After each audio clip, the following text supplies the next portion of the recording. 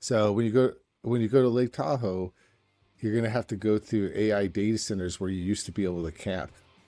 It's a nuanced discussion because it's one of those things, like so many other subjects, where you start to get down to, okay, so then what do you do about it? The only thing I'll say, and this is what, you know, money is power. That's mind blowing. If this is, it's going to be like world changing in on the level of the invention of fire and the wheel, I think. So people that want to act like this country sucks really need to go spend some time in other countries. This is them saying we're America and we're proud to be American. Hey man, I heard something from this lady who she's pretty reliable, but her husband's in the tech, and there's a company in Lake Tahoe that does all the camping. Like when you go to Lake Tahoe and you camp, it's actually like a private company that their campsites are on and stuff, like most of them. And well, I don't even want to say most of them. There's a lot of private campsites out there that you would use. And it's like that with a lot of national parks. And they're closing down the campground to put AI data centers. So when you go to Lake Tahoe, you're going to have to go through AI data centers where you used to be able to camp because Oh, they're paying the owners.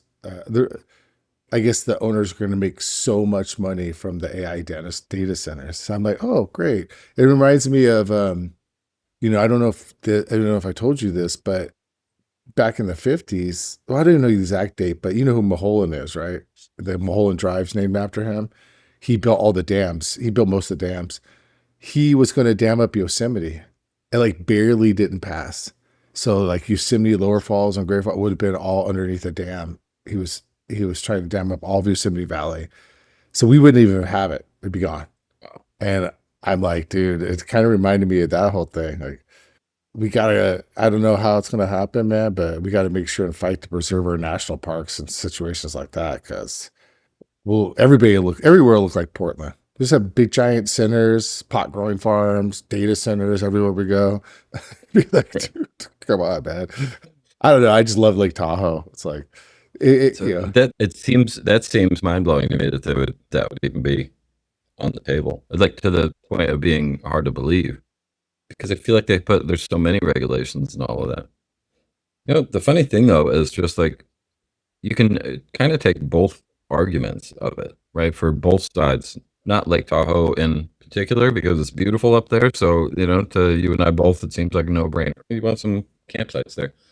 But take anybody's argument on on whatever that subject is. I'm thinking like solar panels in Antelope Valley, like it's too much, or the windmills as you go up through, or the trees getting cut down in the woodlands part of the Texas.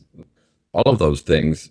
On one hand, you're like, if it's completely unregulated, then you're going to get people like that Mulholland that's like, we're just filling up the Yosemite Valley because I can make an electric power plant from a dam if I put it there, So the money is worth more than that beauty. There's got to be some happy medium between. We don't want to just completely take money over and then obliterate national parks and you know what I'm saying. I don't know, how do you figure out that balance, because you can also make the other argument of that. The thing I keep hearing about the data centers for AI is that's why the whole space race thing with Elon, that's where he's going with it, because it's unregulated. So they're going to start building data centers in space. That's what he's been working on, because according to him and I don't know, all the AI newsletters and stuff that I get every day, that the data center regulations around them is so difficult and so slow that it's hindering the advancement of AI. It's moving so much faster than permitting and regulations allow. yeah. Yeah. I, I mean, I have mixed feelings about it. I'll give you a local example. P12. I love that spot. It's 15 minutes down the road. I can mountain bike, I can hike, and some person is putting homes and destroying all of P12 for homes. And it's not it's very expensive homes, and it's only for a certain set of people, those homes. And I have nothing against that. I don't believe, I believe in as little regulation as possible. But I also believe that we're just going to have nothing but dirt and dirty oceans and no place to go and get closer. Like I feel like nature gets you closer to God. Those places are to become fewer and fewer far between. So I do believe we need to protect those. Do I believe in and human achievement and and things, I don't even know what the right word is, but do I progress, human progress and achieving things and accomplishing things? Absolutely. But just not, I mean, but you just got to find another place to do it, not on our national parks. It's just like such a nuanced, it's a nuanced discussion because it's one of those things, like so many other subjects, where you start to get down to, okay, so then what do you do about it? And you keep going down these rabbit holes, and it's like an impossible circular discussion, I think, because it you keep both sides keep making a point, and at some point you have to put a line there, so it's who decides where that line goes. We're going to protect this particular area. It's the same discussion with illegal migration, or with how do you handle the drug addicted homeless in a city. The discussion, I think, is always the same, because you're like, you've got a great point, we got to help out the homeless, you've got a great point, we got to protect the forest, you know I also want to do this thing. So then where do we draw that line? And then now everybody is trying to figure out where to draw that line, and that's an impossible one. In the Yellow Valley, then, to go back to that, we want to build some houses. We do. So where do we do that? Do we just jam in another tract house that is right next to each other because we've got some people that want to move in here that are high-powered executives, and they want a view and a beautiful area? So really drive tax revenue that's going to build a new school in the poor end of town if we build expensive homes up here. No, I get what you're saying. You have to find the happy medium. The only thing I'll say, and this is what, you know, money is power. So you got the guys that the very wealthy corporations who are going to put so much money behind the campaign to allow that to happen, that the other side has to rely on donations. People who are willing, because they want to save the national park in this instance, right? So you're now you have to beg people to donate money to fight the powerful corporation that's going to put millions of dollars into convincing people that this is something that's necessary. And that's where that balance becomes unbalanced. The same thing with politics. Well, you and I can go vote all we want, but it's, well, the guy, Thomas Massey, for instance, I mean, he just got bought. They wanted him to lose, and so they just bought the election through what, $14 million of donations. Like, money's power. Who's the guy from that show where they bring in new ideas and buy them? Like, it's the super famous guy that's on that show where they buy businesses and stuff like that and like invest in businesses. Like Shark Tank? Yeah, like Shark Tank. Shark Tank. Who's the guy, like the bald guy that's doing the AI centers, I think in Texas? Kevin O'Leary. There you go, Kevin O'Leary. He's same thing. He's putting in these massive data centers, and he's got billions of dollars behind them to like convince local municipalities to let him go in there. So much so that he even, not only is he so wealthy and have so much money, he even gets those municipalities to subsidize them. So now he's even going in for cheap. So it may not even be a profitable business in a lot of cases, like pharmaceuticals, and they get subsidized by the taxpayers. In that case, it's the local cities and municipalities. So I believe that, yes, if there was an equal playing ground, human beings need to find that balance. But there's not an equal playing ground. So I want Yosemite. I don't want the data centers. I think personally, I'm just starting to learn about AI, and I'm pretty tech okay. When everybody starts learning about AI, there's not going to be enough data centers. There's going to be data centers everywhere, because we haven't even begun to touch AI. If you talk to 10 people and you ask them what they do with AI, they do what I've been doing and just talking it to it. Hey, could you transcribe this meeting for me? That's nothing. Oh yeah. Now you take those same 10 people and you're actually doing what you do with AI. This data is just going to be walls and acres and acres and acres and acres of data centers everywhere you go, because that's the only way that could happen. So, where do we draw the line? I don't know. We'll just be like Tron. Remember, like we're going to go into the data. Our bodies are going to go into the data centers. We'll live in there. That's what it's going to be. Joe Rogan says how it's, you heard him like that theory where he's like, I think that we're building like this digital cocoon for us to just become, just to become part of the whole system. It's like you feel like you're almost watching that happen. It's kind of crazy. Last thing I'll say on this subject. My kids are already not going outside. They're already engulfed in the digital space. Now you take away stuff to do outside, and yeah, I mean, I believe it's going to be like science fiction. And I'm not saying it's going to be better or worse, but it's definitely going to be a set of human beings that probably don't even know how to go outside. They're just since day one, they're on their iPads or whatever. Our 6 generations from now, what's that going to look like? I don't know. We'll see. Maybe Jesus will That's come where it back by gets then. really weird, bro. That's where it gets really weird. You think about when the internet started, nobody could have predicted where we'd be at today. You just wouldn't. And that's excluding AI. When you just started doing like dial up modems and going to a website to see pictures or something, going on Facebook or Instagram at that point would have been hard to believe. To think that you'd be streaming stuff, to think then that you and I could be recording a meeting that we're having live at that moment would be right unfathomable. And that you could build your own websites and all that kind of stuff. So AI is right there also in that beginning where you can't even imagine what the possibilities are going to be with it, which is that's mind blowing. It's going to be like world changing in on the level of the invention of fire and the wheel. I think. We were in Vegas and they had this. We were just outside, me, Shane, and the girls. We went outside. We were going to go to a local brewery, have a couple of cervezas. And all of a sudden, this massive fireworks show from the rooftops of about 6 or so casinos. It was like a grand finale from the roof of these casinos for like 20 minutes. And we're like, oh man, Wow. I thought it's because maybe the basketball championship or something, but no, then there's signs, America's birthday, 250th birthday. It was like a celebration of America. And it was so refreshing. Because I don't know if you noticed, but not a lot of like institutions are really embracing it.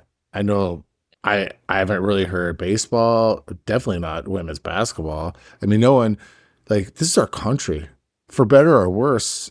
You may not like everything in it. I know I don't, but we're in it. That's why we're here to try to make it better each and every day. You celebrate you celebrate our birthday, man. You know what I'm saying? I'm sure Texas is not like that at all. It's probably everywhere.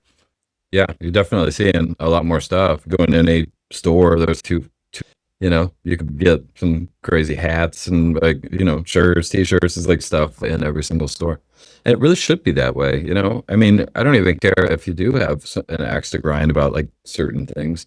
This country is amazing. So people that want to act like this country sucks really need to go spend some time in other countries. If Absolutely. you think this country is so awful that you're I don't know. I saw this great meme about that where it was a picture of, the fighter jets flying over the White House and crossing the UFC thing. And the caption was something like, just imagine pretending that this is not awesome just because you hate Donald Trump so much. And they do it. It is. Dude, it was going anything with the celebrations. It really should be. Dude, 250 years is big. It really is it's a big thing. A lot of civilizations or societies Yeah. don't last that long. I think that we have, and it's gotten better, and we're world leaders. And I mean, I don't understand how you wouldn't want to celebrate that and just be pro America. Yeah, it's hard for me to understand. I mean, there's lots of things. Yeah, not never. There isn't anything that's ever perfect. I mean, marriages aren't perfect, but we strive for to get better. Doesn't mean you're going to leave your wife and hate her. I mean, it's like there's no facet of life that's perfect. So, there's things that we need to work on, but to down our country is to me is the most pathetic thing. You have a right to, Mhm. and that's what makes it great. You know, it's your right Right. to not want to celebrate America at 250 and think that the White House celebration is stupid and stuff. That's what makes it great. That's what makes it great. I mean, but like if someone's burning a flag, I think it's disgusting. But it's their right. But it's not something I can comprehend or understand, as long as you're so. But yeah, I thought the White House thing at first, I was like, when I first heard about it, I was like, oh man, they're making like the White House a spectacle. It's not, it's losing its prestige, because Donald Trump has got jokes all over the wall now and some like really crazy stuff going on in there. But then when I saw it, I was like, no, no, this is awesome. But, this is them saying we're America and we're proud to be American. That the stands filled with service people, and I mean, it was awesome. Yeah, I'm Yeah. happy to see that we're just celebrating America. It's a good analogy too that you put it compared to the marriage. That if that was in your marriage, if you love this country, you love all the freedoms that you enjoy in this country, your ability to live to make money in a capitalist society, you love all of these things, right? But you hate this, whatever, 15% drives you crazy about Donald Trump or whatever. If that was in your marriage and you just focused on this 15% about your wife that drives you crazy, then you'd ruin a marriage with a person that's 85% perfect for you. You know what I mean? Like, you wouldn't do that. You wouldn't just ice your wife completely or be like, I'm not doing your stupid party because, you know what I mean? I'm so irritated that you would ever wear, whatever, wear white shoes after Memorial Day or something. I don't know, some stupid ass thing, that what a good analogy to think of. You'd want to work on those small differences. Or what are you Right, going to right. do? You're gonna leave your wife over the 15% that you disagree with her on to what? But this would be the same thing as leaving the country to go to another country. I'm leaving because this 15% that I disagree with, that I don't completely love about you, is driving me crazy. And I'm going to go to this other woman, but because she's got the 15%, she probably also has the other 85% wrong. You realize that you made the biggest mistake in the world, and you should have embraced the 85% that was correct, and just tried to work out that small indifferences on the other side of that. Yeah, you could take that analogy so far. Yeah, you're like, babe, I know it's your 50th birthday, but do you know how many times that I've told you that I want you to take out the trash and you don't take out the trash and there's trash all over the street because the birds don't get to it. So we're not celebrating your 50th birthday because, you're not perfect. So, Diligence by Vance K. Jackson. I'll tell you, I thought there's a couple of things in this devotional I really liked. Like, for instance, on day one, it talks about, I love this where he says, where you find slack, you'll find lack. And for me, that's so true because what a lot of times I feel like I'm lacking in something, but if I go dissect why I'm lacking in something, I slacked in something. I didn't do what I was supposed to do, and then he brings it in with the verse. He says, "If any of you lack wisdom, let him ask God, that giveth to all men liberally and upbraideth not, and it shall be given to him." So, am I asking God, for wisdom, or I'm just kind of, you know, just going, just like ad libbing it and not really focusing on the hard part, which is striving, reading the Bible, asking God for wisdom, those types of things. Yeah, no, that it is in every part of your life. But that's a strong quote right there. Where you find slack, you find lack. That happens in anything. If you've gained a little too much weight, you're just not sure why. Probably haven't been watching your diet too close and working out. Go back to the wife thing. If you're bumping heads with your wife a lot, probably been slacking there. Yeah. Your communication, so that's really strong. I find something that I've been doing really well this week is, I believe it was the last devotional, but just saying no. I've been telling myself, I've been really focusing on saying no, and I failed a couple of times, but I've also had a lot of successes. I'm like, I'm getting ready to do this thing I'm not supposed to do, and just self discipline, saying no. And it's been my focus since, over the last week, and it feels so good, Jeremy, to actually say no instead of doing that thing I'm not supposed to be doing. And that's why I thought this diligence, so now I'm saying no, now I got to be diligent about it, right? That's So good. day two, I think you even commented on, let's see what you said, this is very strong. Glad to have you part as my counsel. And I put, I love it. It's a choice to be diligent, seeking wise counsel from you, my friend. So, it's going over, surround yourself with those who are wise, diligent, prudent, and mature. I think I meant more mature than you, but even in business, I I found I had my most success is when I'd find someone who's so much farther ahead than me and ask them if they would mentor me and be my mentor. And obviously that applies into the Christian walk as well, right? It's biblical. Surround yourself with the wise counsel. That's what you see there. It's other wisdom. I guess this is probably where I'm critiquing it on calling it diligence, but that's just good wisdom to hold yourself accountable, to make good decisions, is to surround yourself with people that you are wise and follow the Lord. Yeah, I mean, I can see where you're coming from for sure. It definitely is about accountability.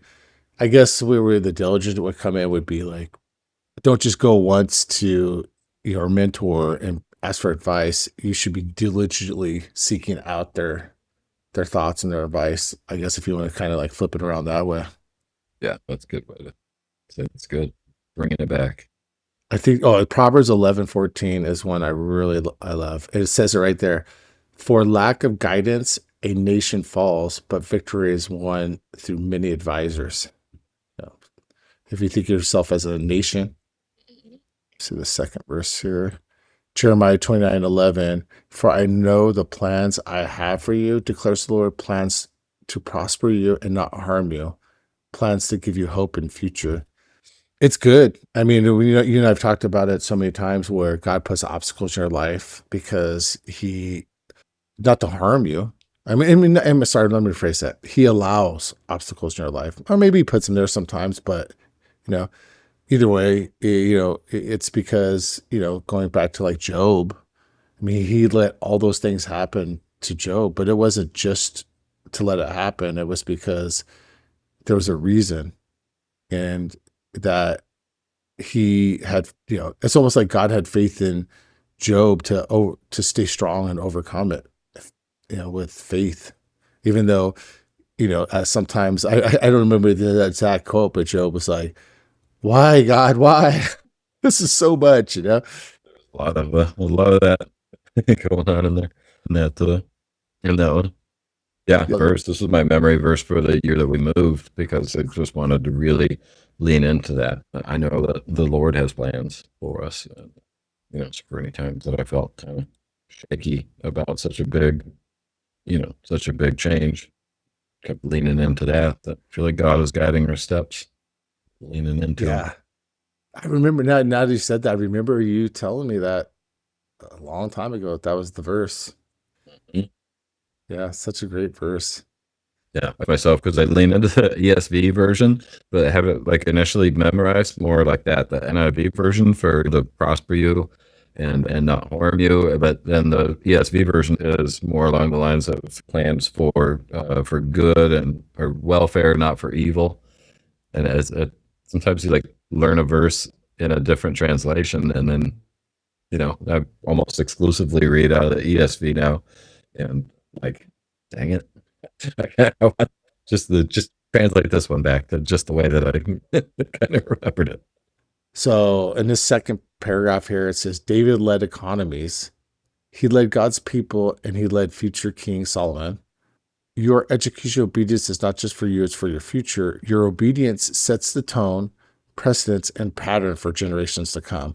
And it just reminded me of how you've always said this, and obviously I agree, that you can say all you want to your kids, but our obedience and the way that we act is what's going to set the tone of precedence for generations to come. And in this case, Solomon followed David, and it's the next generation is going to be following your example. So it's either you're establishing a pattern of general success, or you can disobey God and establish a general pattern of defeat and failure. So it's back to, it's so important that you and I are striving and being real leaders of our family by just trying to focus on Christ. Absolutely. Yeah. But But I thought, I mean, I thought overall it was I thought it was a good segue from, I mean, if we're just talking about diligence, like I said, a good segue from our last devotional, which is like, you got to have self discipline. You got to be able to tell yourself no. You got to have counsel, and you got to be diligent about that counsel. And, you know, not just be like a one hit wonder where you're like, oh, I'm going to get some advice, but then I'm going to just figure it all out myself. You got to continually get that advice. That's the way I took it anyways. Right. With you. Yeah. I'm critiquing the way that it's written, or them not following the actual message that they're putting it on. But that said, I mean, the verses are all strong, and a lot of the verbiage in there that they use is strong. But there's slack, there's lack, and that's really important when you are, you know, you're not leaning on God for a lot of things. You look back and realize that you made some bad choices, and then you really think it through, and you're like, you know what? I didn't stop and pray about that. I didn't seek God's counsel. I didn't bounce this off a trusted friend, this big decision, and then now it's didn't quite go the way that I wanted. Type of thing. And it's the funny thing, probably some of the biggest decisions in my life are the ones I didn't do that. And I think I've told you a story before, but I was about to be hired at a bank, and it was a huge decision for me. And I just was racking my brain about what the right decision was. And I never once took it to God. I only relied on my brain and some counsel from my wife. But I ended up making the decision and not going to that bank and having some big regrets after that. Having some big regrets because I'm a really risk adverse person, and I think that if I would have went, let me rephrase that. If I would have relied on God and His wisdom to help me make a decision, I would have been either a lot better, been a lot more okay with my decision to stay, or if I went, been okay with my decision to go because I sought God's counsel. But because I didn't do that, I just had a lot of regret, if that makes sense. Yeah, because that decision wasn't made in a peaceful way.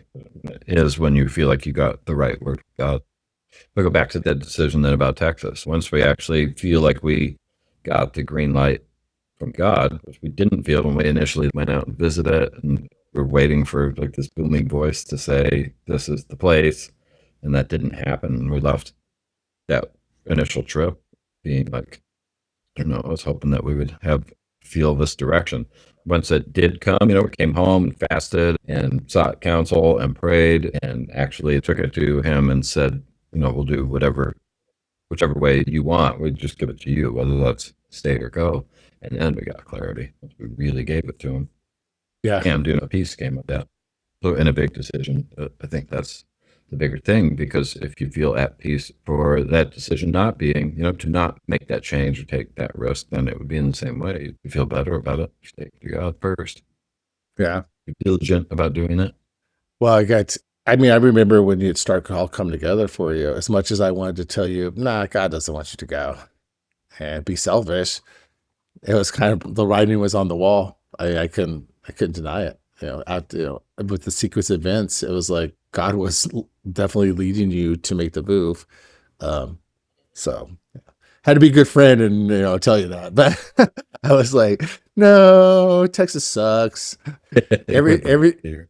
Everything's bigger in Texas, including cancer and heat. And it's like, but yeah. I don't know. I mean, it was like almost inevitable. So yeah, but that's the thing is like, I know we back to that. What would Jesus do bracelet? I got to get one because I need to get one because I think it would help remind me that obviously in the big things, but even in the small things, just seeking counsel from Christ, stopping what I'm doing, meditating, taking 5 minutes and just saying, how would you want me to approach this situation, whatever it may be, even before like a client, just like, God, help me know the words and the questions to ask to get to know what's really important to this person so I can give them the best service ever and be a witness for you. Even something as small as that, just doing it just throughout the day, right? Yeah. I find a lot of help in that. For board meetings, I will often say, do a quick prayer about that also. Just, Lord, just give me the words to speak. Christ, obviously, you got to seek his counsel, but he's already put tools in place for us to try to make sure that our decisions, we have a good foundation. And what I mean by that is, say I go get wasted, right? And then I wake up in the morning all hungover and I am just not energetic. My nutrition's not good. I feel groggy and grouchy. And then I go into work and then I say, God, help me with this meeting, have the right words to say. And God's probably out there going, well, first of all, I made you to get 7 hours of sleep. I don't want you poisoning your body by boozing up alcohol. So that's step number one, you know, and then, and then I'm going to try to help you get the words to stay. So I guess the point of that is, you know, God's given us a ton of tools to make sure that we're on the right path already. We just got to be able to, going back to last week's devotional, say, no, I'm not going to have more than 2 beers, if that makes sense. Yeah, I'm going to go to the gym and exercise, right? So some of it's on us, and he's already given us the tools to make better decisions. We gotta do it. Absolutely. Yeah. It's like aligning the desires of your heart with his, right? That's kind of where it starts. Yeah. Cool, man. I guess it's that time. I'm sure you got to get out of there soon. Dear Lord, thank you so much, Father, for just the ability for us to get up early in the morning and get together and focus on our walk with you, Lord, and encouraging each other throughout the week. Lord, we just pray, Father, that you help us continue to have self-discipline and continue to be diligent in seeking out your counsel, Father, and the counsel of each other and those others around us. And Father, we just pray, Lord, that we rely on you for our path, and Lord, that we trust you wherever our that path takes us, Father. And we just pray these things. We lift these things up to you in Jesus' name. Amen. Amen. All right, bro. Brother. Yeah, man. Have a good week. Day. Yeah. And yeah, it's, as always, it's been fun.